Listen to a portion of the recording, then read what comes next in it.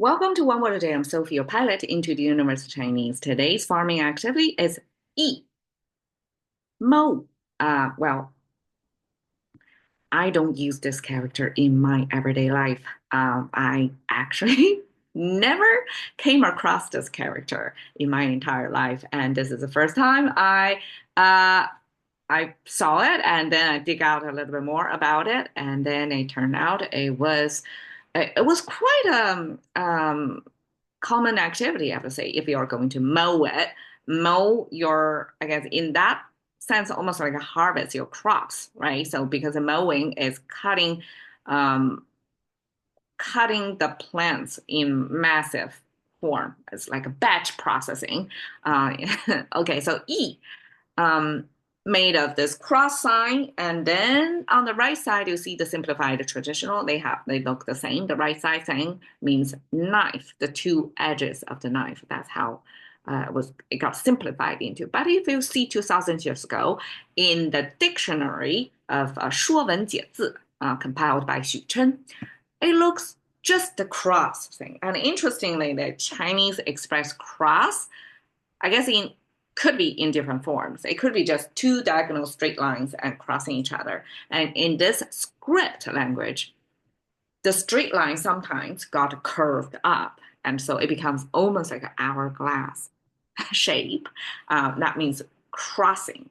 And so this crisscrossing in English sense, or the English X letter, right? This looks just like X.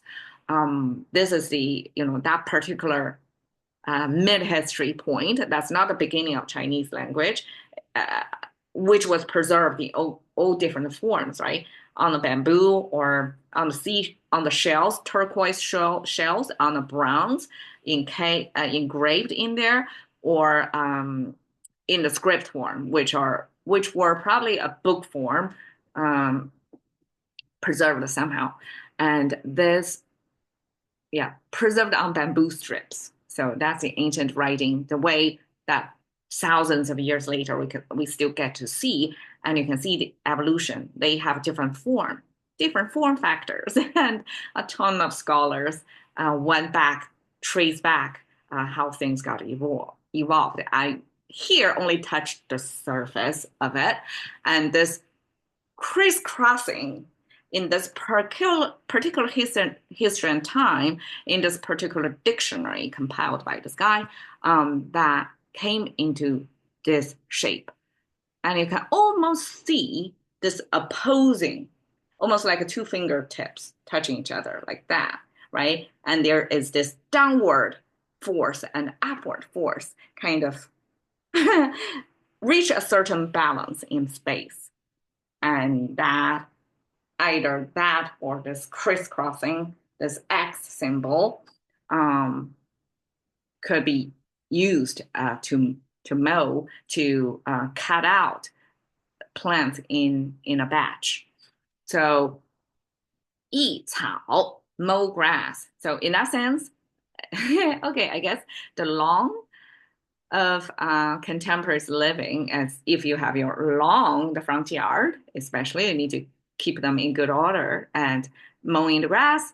So like a contemporary, still was a contemporary activity to household chores, right?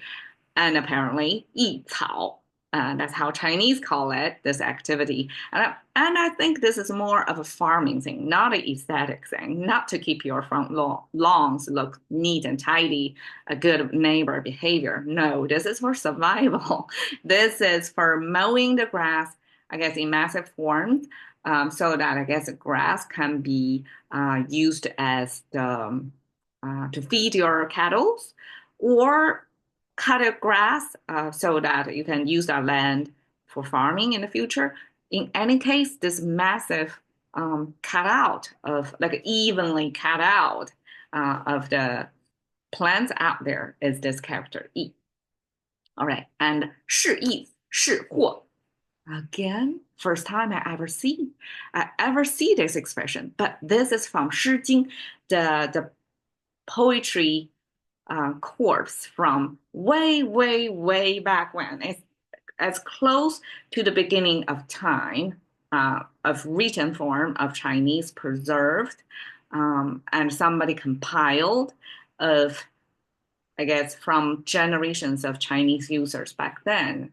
A lot of them are anonymous authors, and then compiled into this poetry collection. Maybe 3,000 years ago-ish.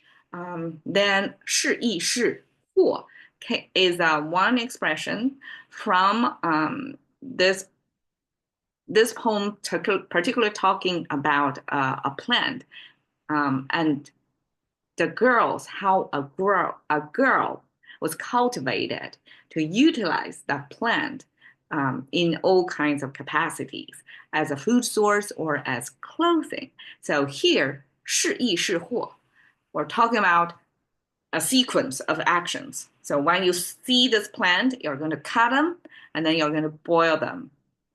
And eventually the next stanza is talking about making them into clothes.